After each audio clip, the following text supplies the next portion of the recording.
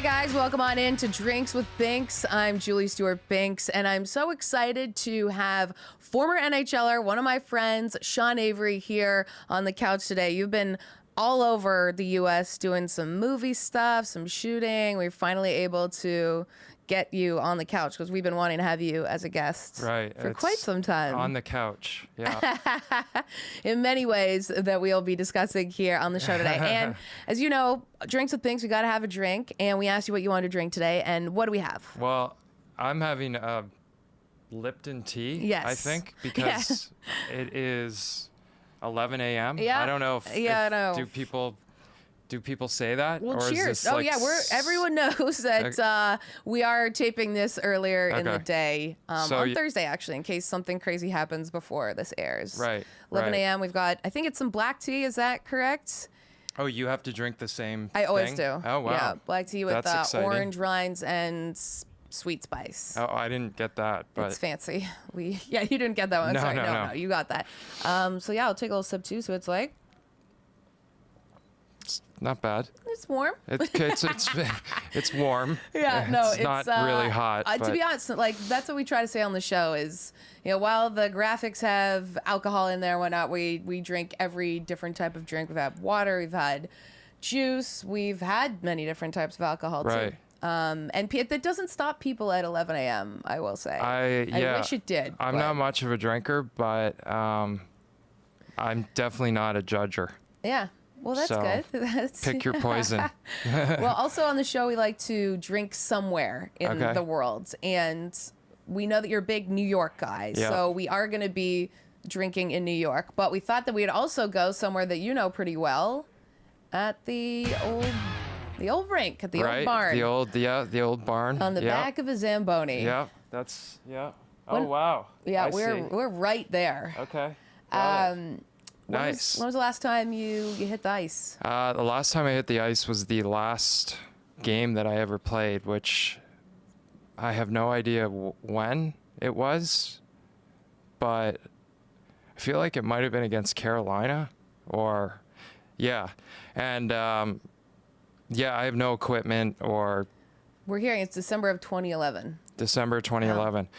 So... Against Buffalo, in Buffalo. Against Buffalo, in Buffalo. Yeah, it's funny, like, people always ask me, like, oh, do you still skate? And there's not really anything for me. Like, if I had equipment now and I went and played in some beer league, I would end up in the parking lot after the game, like, fighting some dude, and his girlfriend would be hitting me with her purse or something, because there's always a guy that, wants to be the hero out there and take a run at somebody. And especially you. Yeah, especially me. So there's no, and I'm not one to turn down a fight. So there's really no upside in me playing in any sort of recreational league. I think if I'm blessed enough to have a little son, a little Avery running around, at some point maybe he'll want to be a dancer, or he could decide that he wants to be a hockey player, and then maybe I'll get a pair of skates and because I sent you a text asking if you would join my men's league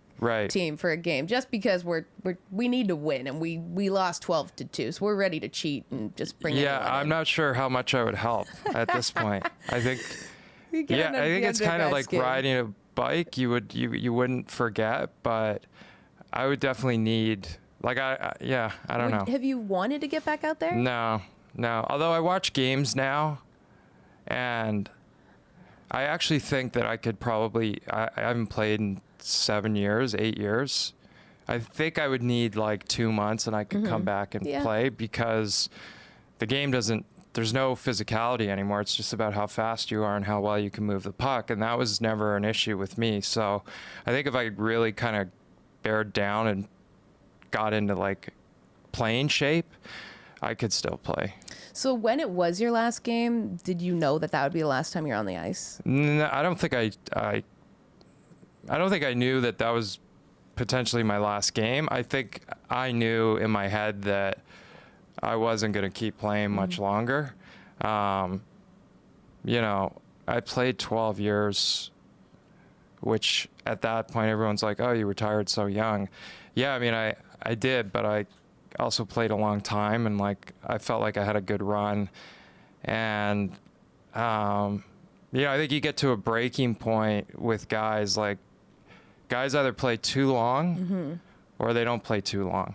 And I think if you decide that you want to do something outside of the game once you're done playing, there's a point where you have to say, like, if I'm a 37, 38-year-old man, like, entering the world, it's a big difference between, like, a 32 or 33-year-old. So it's like just new skills to have to learn for a lot of guys. Yeah, I mean, I think also too, that extra, like, the tail end of your career, those final, like, 5 or 6 years, something happens to you and you get beat up. That compounding interest of, like, maybe this isn't a young man's game anymore. It's funny, like, I can see it. I saw it the other night. I watched Boston play, and, like, Chara, he's not the same player. No. Like, he's slow.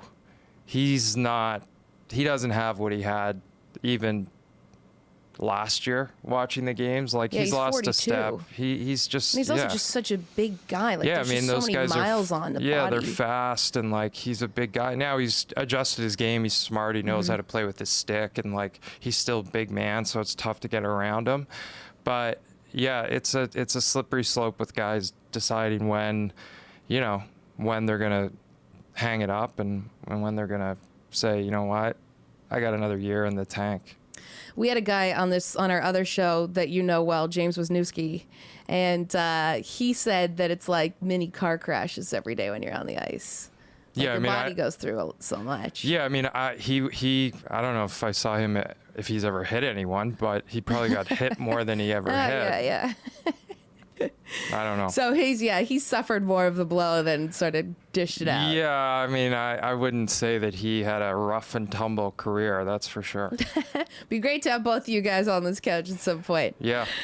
But yeah, so you watch a lot of hockey still. And I remember watching your Instagram during Stanley Cup playoffs. You were very much for the Blues against the Bruins in that way. When you watch the game now, what is it like as a former player, even just seeing some of these guys? You said it's a lot faster, but even just watching the game, how do you feel? Yeah, I mean, what I think is wild is, like, you see guys now, and I think it's the reason the game is where it's at is because in the last 2 or 3 years, they've just eliminated hitting in the game.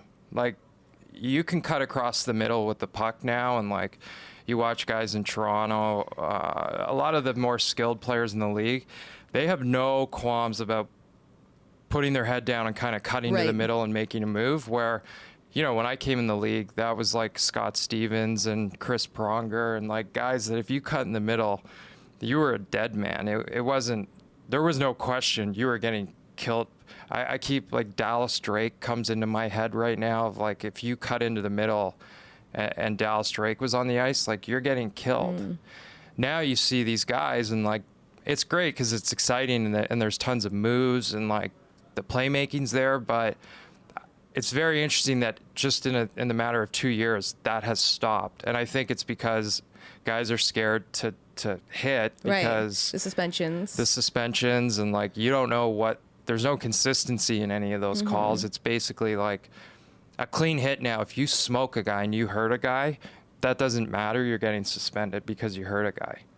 Whereas when I was playing, you could just demolish somebody, and if it was a clean hit and the guy was hurt, that didn't matter. It was a clean hit. So it's a very different mindset, and I don't blame the guys. Like, what a fun league to play in now, where you go out and like, it's not going to be a grind on your body tonight. Like, it's a skilled game, and I'm going to go out there and just, like, fire it around and skate, and we're going to make plays. It would have been nice to be able to play in that type of game. The guys are still dishing out dirty hits, though. I mean, sometimes when you're in the corners, some areas. There's minute compared to, like, I mean, yeah, it's not. It's drastically different at this point. Okay. Well, we have a lot more we want to get to on the program, including who's going to replace Don Cherry. Stay tuned. Drinks with Binks.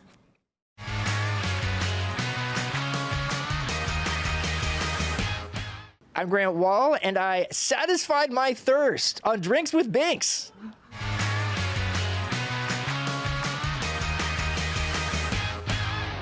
Hey guys, welcome back to Drinks with Binks. We've got former NHL'er Sean Avery with us here today, and it's sort of, it's not fair to say just former NHL'er because you've done so many other things in your life, and especially as a former professional athlete, more so than many other guys. Like, you've dipped into many different realms of entertainment and beyond. We're going to get into, you've been shooting movies and whatnot, but with your career, you've been sort of known as this, you've got a lot of personality, but on the ice, a bit of an antagonistic character. When you look back at what you were like, how do you feel about sort of the role you played on the ice? Yeah, I mean, I think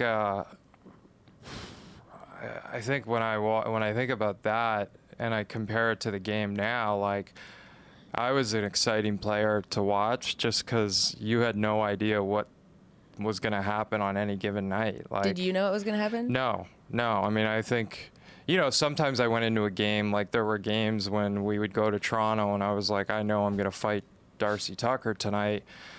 But there was like a Tuesday night in Nashville where I had no idea, 5 minutes before the game, I was trying to get myself excited for the game. And then 3 minutes into the game, it's like a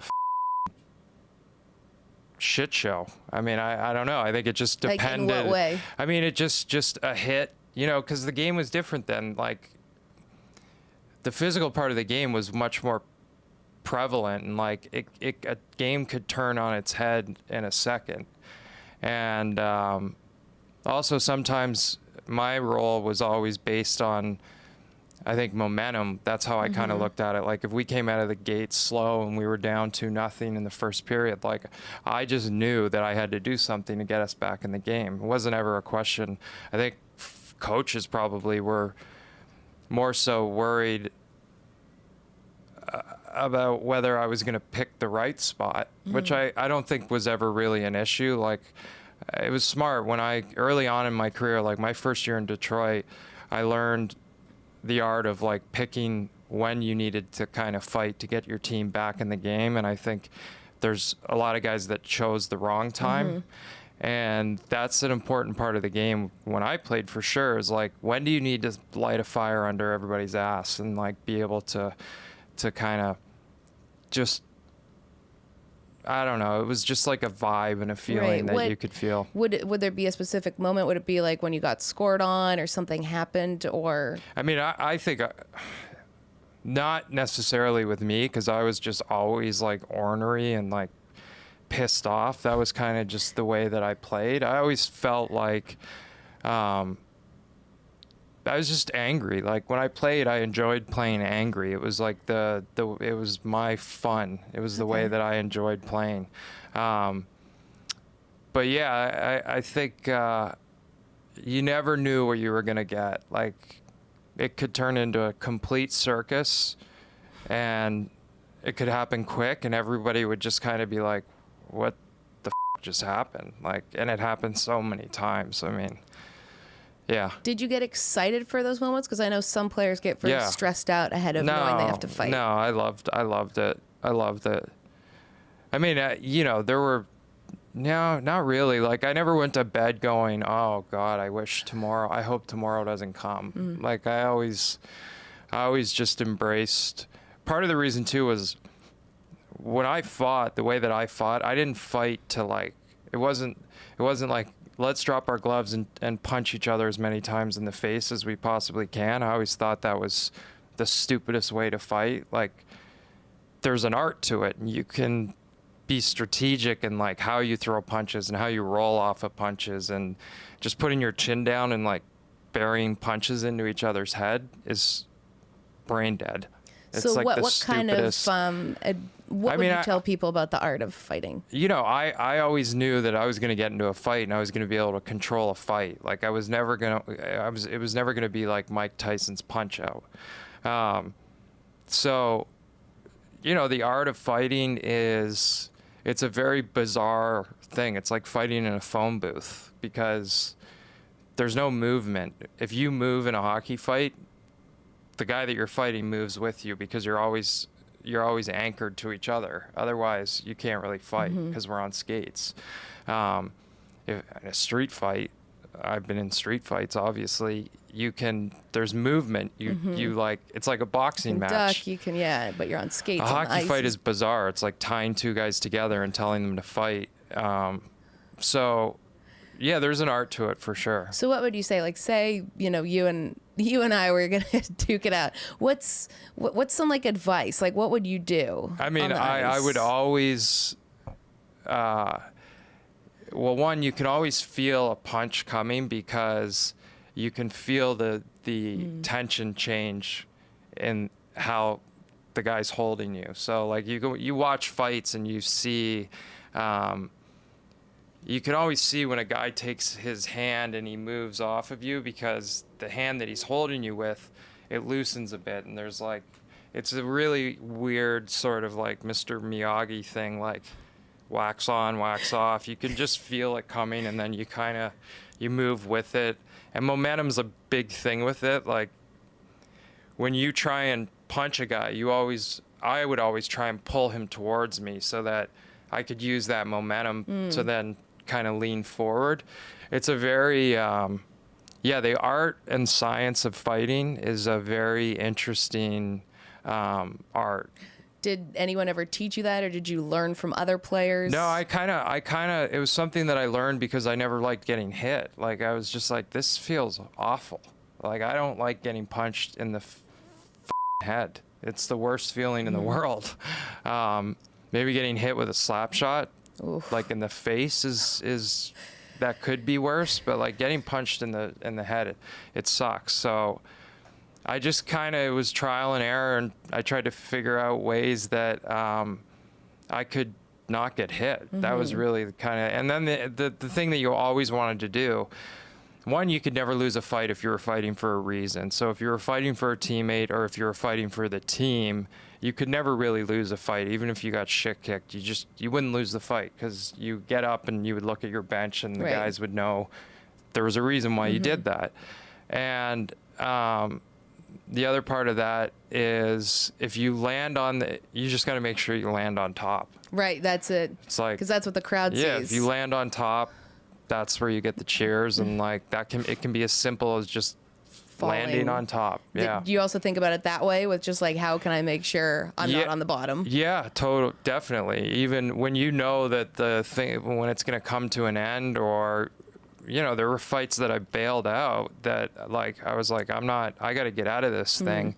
And I just figured out a way to get that guy off balance and get on top of him. Now, you mentioned just the blows to your head and guys dealing with the after effects, of fighting, concussion, CT, all that. Does fighting still have a place in the game today? Yeah, totally. I mean, I think, I don't wake up and feel effects of CTE. I think it's I'm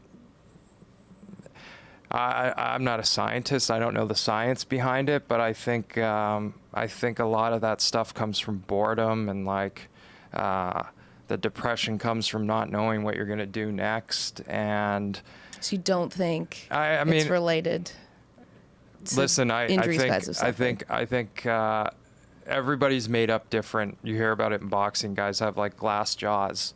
I think the thing that is dangerous is when guys get a concussion and they come back too early. I think that's the thing and there's no measuring stick for it. It's this thing that you can't see. It's like the invisible man in a room.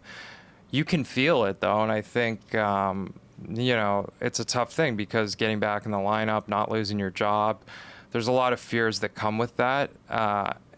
I think the most important thing is when guys come back too early, they're screwed. And I've seen it, time and time again. I thought my phone was on silent, but it's not. I've seen it time and time again where a guy took a shot and he came back too early and he was never the same. Has that ever happened to you? No, I got knocked out once my first year in Detroit by Duvie Westcott, who was like he's kind of like a marginal. He was a little guy, like smaller than me.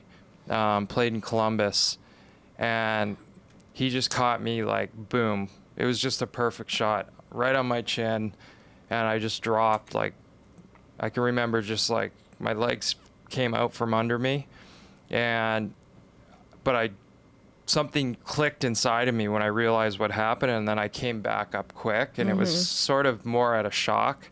But that was the only time I ever got knocked out by a punch. And yeah, I mean, I think there's also a difference between getting knocked, just getting hit, and you can feel the difference between, like, I was on the ice when Colton Orr basically killed the guy from Philly. God, what was his name? JB, do you got this? Philly guy? I know Philly's the fight you're talking about. He was Philly's tough guy. He kind of went into, like, it was a very famous fight. I and, remember it was very hard to watch. Yeah, hearing that punch is I mean, I've only heard a couple of those punches over the course of my career, and that's like a career-killing punch. But those guys are also in a different. That job is a different job because those guys went out every night, and they actually couldn't tell you whether or not they were going to make it to the next day. That was like the reality of it, because they were career killers in one punch. And Todd Fedoruk, yeah. And Fedoruk was never the same. He was literally, he got knocked out a few times after that in fights. He was never the same. That was the biggest punch I've ever seen thrown. Well, when you see things like that happen, especially as an audience member or a fan, it's tough. Like, you think, well, then why would we keep this in if we're seeing guys lose their careers and lose their lives in ways too? It's a barbaric sport, you know. I think we all know what we're signing up for. All right, well, we're going to talk a whole lot more about Sean's career and beyond when we come back on Drinks with Binks.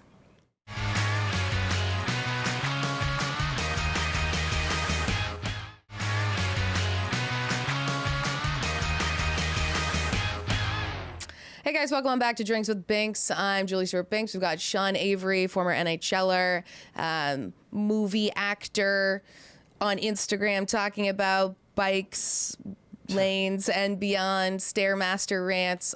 Really a whole lot going on here. And we've been drinking some black tea, and we've been discussing fighting in the game. And I mean, we couldn't have you on the show without discussing one of the biggest sports stories this week, which is longtime Hockey Night in Canada broadcaster, former coach Don Cherry being fired from Sportsnet's Hockey Night in Canada. Yeah. How do you feel about it? I mean, I think, listen, I grew up watching Grapes, and I think, like, till I die, there's going to be this feeling ingrained inside of me of, like, Saturday nights and watching Coach's Corner. There's no, it's one of my earliest childhood memories. It's like one of the memories that I associate with the game, just like a beautiful memory. I think even as I became a pro and became an NHL player, like, at a certain point you start to realize, like, Grapes, he kind of really didn't ever really know what he was talking about. He was sort of like, he was kind of in the ballpark of what was happening, but he was still Canadian and still passionate, and he loved the game. And the combination of him and Ron MacLean together, it's like TV magic. Really, yeah. I think the problem is he should have stopped doing it a few years ago, because when you start to, the whole thing with Grapes never knew anybody's name, or he always said the names wrong. But in the last couple of years, he said the names wrong because he was just, like, firing a little slower than usual, and it wasn't, like, part of the shtick. And I think when you get to that point, like, I don't know if you've seen Larry King lately. Yeah. It gets to a point where it's like, you had a good run. Right. And I think part of that is Canada's such an artistic country. Like, they have so many interesting artistic people that make great movies, or musicians, and, like, the CBC, how there's nobody in there that said, you know what, how can we transition out of Grapes? Like, true, very true. We have a second intermission. We have after a game. Like, why don't we start developing some programming that can maybe compete and give us an alternative to transition out of this? Because you'll see now this coming Saturday night, they don't have a backup plan. They haven't groomed anyone. No. No one wants to listen to Kelly Rudy in between periods. Like, it's the same old nonsense.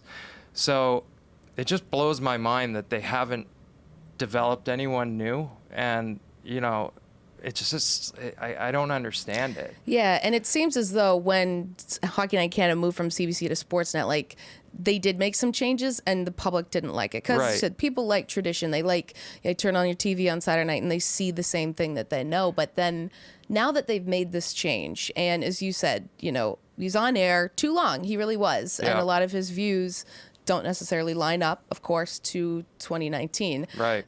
But where do you go from here?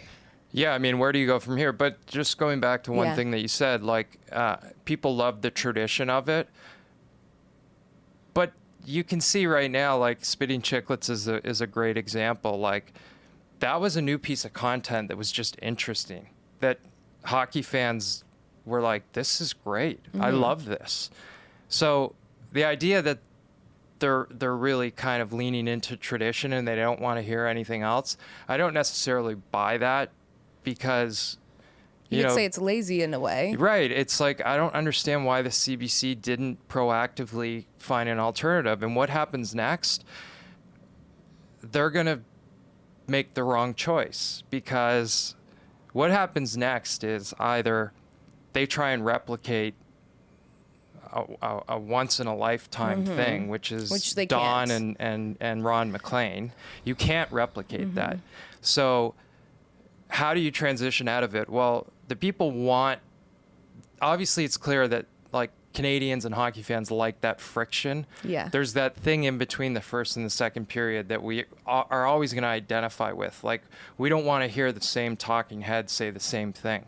And if you hear the hockey talking heads are the worst, because no one steps outside the box.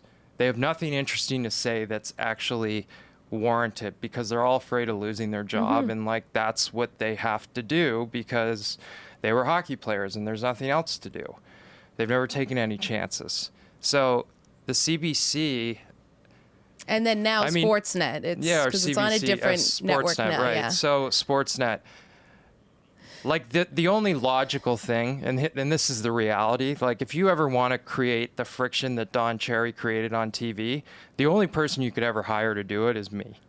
There's the only person that could do that job, where you could, you know, create that friction, but also have, you know, the one thing Grapes always leaned back on, he coached and he played. And I don't know any players living right now that would have the confidence to go on TV and go against the grain. Or that has a rule named after them in the league. Yeah, and we want to give you a chance to state your claim for this job, but we got to take a quick break. But we'll be back with more on Sean Avery next on Cherry.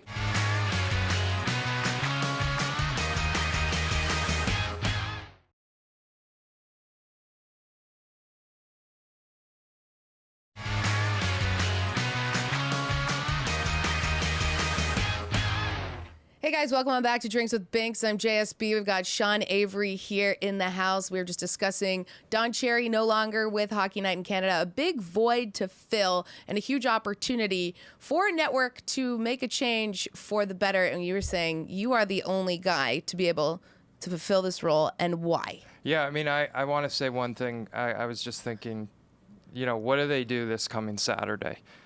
The right thing to The right thing that they should do this coming Saturday is Ron MacLean should get up and they should pan the cameras in on Ron, and he should do a tribute to Don Cherry, because I haven't heard from Ron MacLean, and I don't think anyone has. I don't know if he discussed that he apologized for not being able to stop Don. Well, but that's not his job. It kind of is to rein him in. Right, but at that point, he was like his babysitter. Yeah, but he had already said it, and I think, you know, I don't know if there's been many duos in sports that have been as great as those two in any league. I mean, I you know, there's been some Monday Night Football teams that, but from a pure entertainment standpoint, like, those guys got on and they had 3 minutes to do something that I've never seen in sports done. So Ron MacLean should get up and they should do a tribute to Grapes, because to hang him out to dry at this point because he said something, it's let's not. remember, it wasn't necessarily just one thing. Well, he said, listen, as you acknowledged. Yeah, he said many things, but I mean, I don't know. Was it that bad? I mean, I don't know. I think it was offensive. I think it was offensive enough on top of. To who?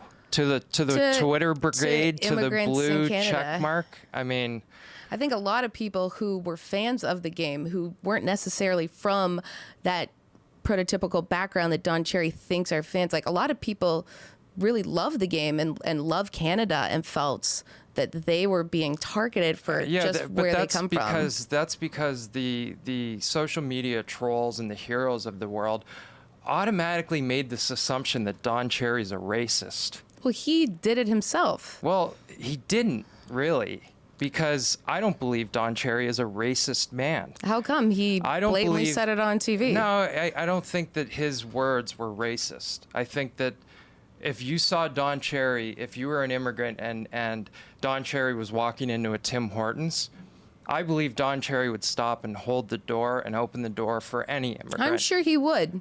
But I don't think that so the root of Don Cherry is he's not a racist man. Then you don't say you people that come here from other countries. Don Cherry is a man that hasn't evolved with modern talk, speaking, and he's an older man. Which is moral. This is not like a no, but we all have thing. grandparents. It's just treating people with respect and dignity that they deserve. But we all have grandparents that I think haven't evolved with the modern times, and I don't think that you would necessarily, I wouldn't say that grandparent, your grandfather's a racist. You know, I cut people a little bit of slack, and I think that Grapes, he was an incredible entertainer for a long time. Now, coming back to what you said, the transition of who's going to take that job, I guess the question is, do they think that they can keep Coach's Corner going? I don't think that they can. I think there has to be a new iteration of something. Does the Sportsnet team have it in them to make that choice? No. I think that they are going to butcher whatever decision they make. I think it's going to be laughable what they do. Okay, well, you told us that you think you are the guy to take over. No, I think if they were smart, if they realized that there was a future. Tell us why you think you'd be great for this job. Because make your pitch. You've got cameras. Tell us. Well, you have to look at it. You have to look at it from a personality standpoint. Like, who are two interesting personalities in the game? I look at Paul Bissonnette, who Biz is running Spitting Chicklets. He's such an interesting character. You have to have a balance of two people. They've proven the model works, Ron and Don.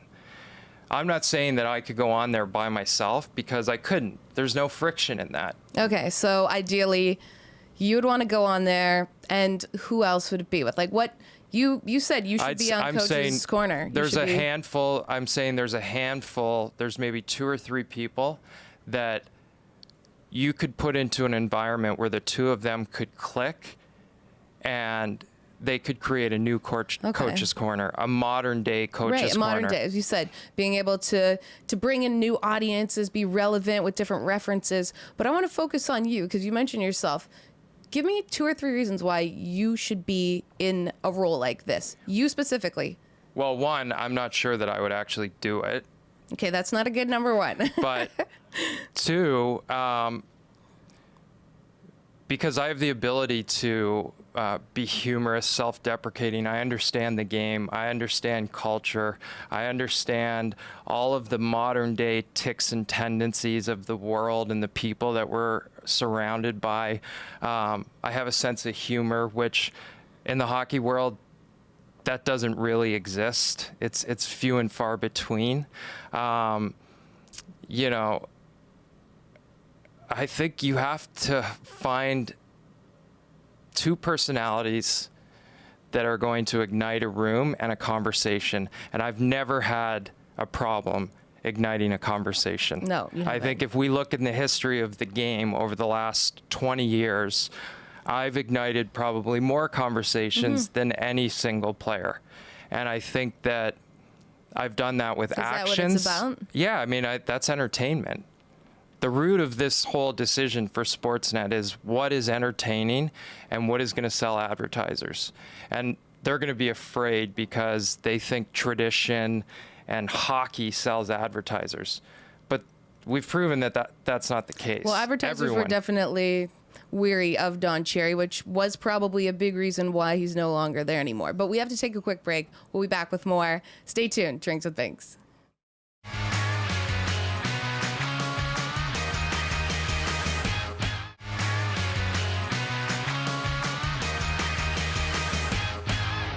Hey guys, welcome on back to Drinks with Binks. I'm JSB. We got Sean Avery here. And to transition out of hockey, you have been you've been acting for many years now, but you're just doing a movie, right? Tell us a little bit about what's going on. Yeah, it's funny. I'm like afraid to, I have no idea whether or not I'm allowed to say what. Okay. I just finished a very, very large movie in California that I was shooting for 3 or 4 weeks, and it was like, it's one of the best directors in the world, probably the best director in the world, and I think it'll be a very interesting movie. But this last year I think I've done 5 or 6 movies, and it's a thing that I started this acting journey probably 5 years ago. A buddy of mine, Pete Berg, put me in a movie called Patriots Day. Right. And I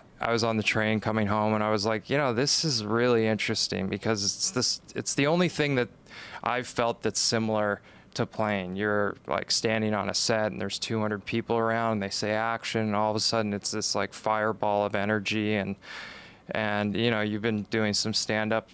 There's just an element entertaining, whether it's sports or in front of the camera. There's so many similarities, and it's been fun. I think the industry's starting to take notice that like I've been paying my dues, and grinding it out, like in audition rooms in New York and classes and whatever I can. I'm doing the thing, and it's fun. Yeah, because I remember you told me about some acting classes in New York too, and what kind of, I know you're a big Shakespeare guy, but like what kind of roles are you auditioning for, or are you movies that you're acting in? How would you describe the type of actor you are? I think it's funny because like I'm not a comedic guy, but I find myself to be very funny. I don't know, like there's a type of humor that I think it's tough to find. Like you're also relying on material that you're not really controlling. Right. So this whole journey of like, how do you make the decision on what category you want to fall into? It's a very tough one. I think like Chris Pratt's a great example. He did Zero Dark 30, which Zero Dark 30 for him was a role that it was a cool role because you saw him as like a man soldier, tough guy, but he had some moments where he was funny and comedic in a great movie. And I think moving forward for me, picking those strong opportunities versus like, network auditions and network shows, right, they're not very good. Well, not as many eyeballs on them anymore. Yeah, I mean, not only that, like the material, I mean, I don't, network shows. Tell us what you can a little bit about this movie that you just did, because think that Robert De Niro was a part of it. Maybe that's not. No. His daughter. No. Nope. Bad scoop. No, it was funny. One of somebody that I feel so weird, like not being able. I'm just nervous to. No, whatever. We totally get it. But there was a former athlete who's an actor now in it, and it was fun to work with him because he's kind of had an interesting trajectory, and like he was a professional athlete, now he's an actor. And who's that? And John David Washington. Okay. So it was just cool to kind of be in an atmosphere where, like, what are the chances of being on set and working with somebody that has a similar story. background. I mean, he's obviously, his body of work in the acting world, he's really done some great things, and like the guy works his ass off, and it was very interesting to watch the similarities between the two. I think that's what's interesting also when athletes are done. They don't always have the confidence, like you were an elite worker. Right. And I think when you have the skill set and the drive and you understand what it takes to work, you can transition into anything. Like there's nothing that you can't do. And I think The Rock that, is a good example too. yeah, The right? Rock's an amazing example.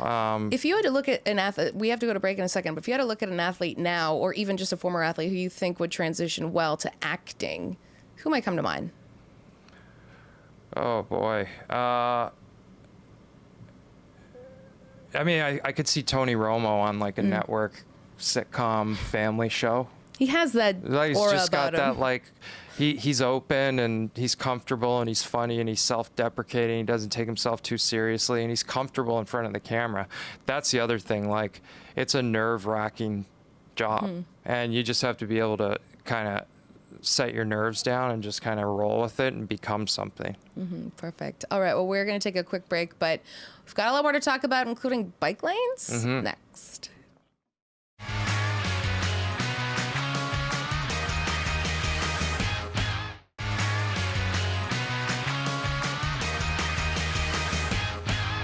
Hey guys, welcome back to Drinks with Binks. We've got Sean Avery here. We were just talking movies, but now we can't have you here without discussing bike lanes in New York City. Yeah. What started your tirade, and what's been the response? Yeah, it's funny. Like, you know, obviously I played in New York for the New York Rangers for a long time, and I'm more famous now because of my bike lane videos than I ever was as a professional hockey player in New York. Like, I cannot walk anywhere in New York City without somebody stopping me, or like I hear people yelling out office buildings and car windows. The bike lane thing was just kind of a natural. So I do these kind of crazy videos on Instagram, bike lane videos, where I yell and scream at people that block the bike lane in New York City. And I think it's an interesting thing because obviously there's some relevance. 24 people have died in New York City this year on bikes. You know, I think it's an interesting conversation because we have a mayor in New York who is totally out of touch with like the people in the city and what's happening in the city.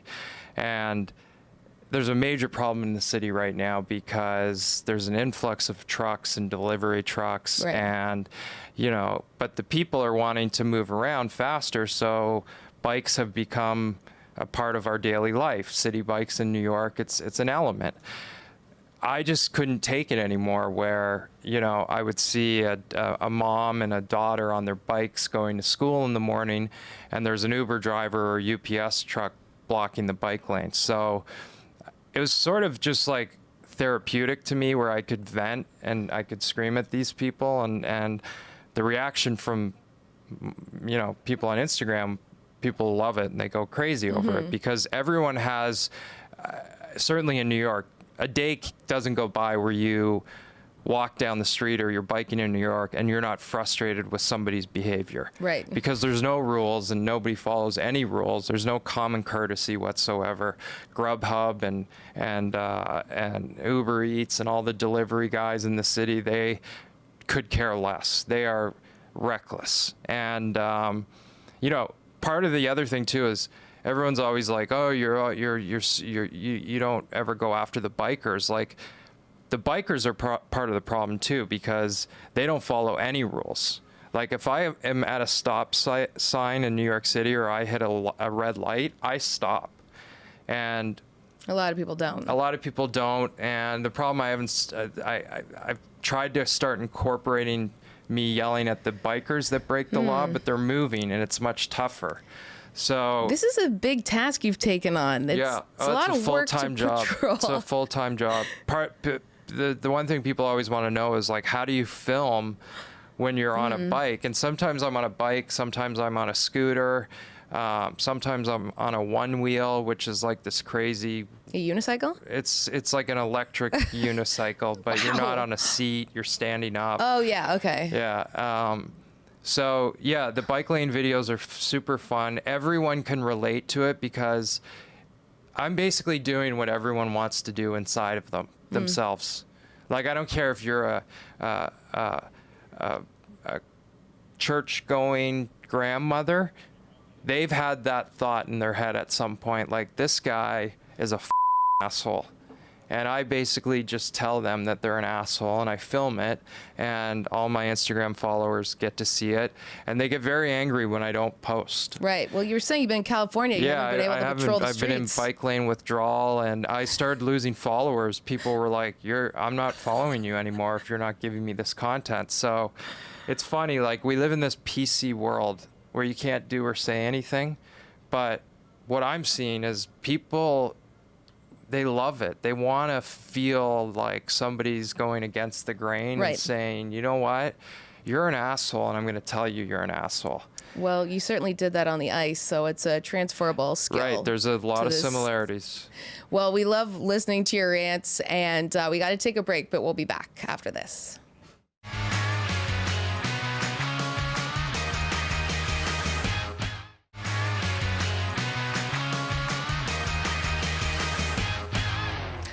All right, guys, welcome back to Drinks with Binks. We have had a nice conversation over some pretty cold tea, but, you know, I mean, beggars can't be choosers. Right. We've been discussing hockey, movies, bike lanes.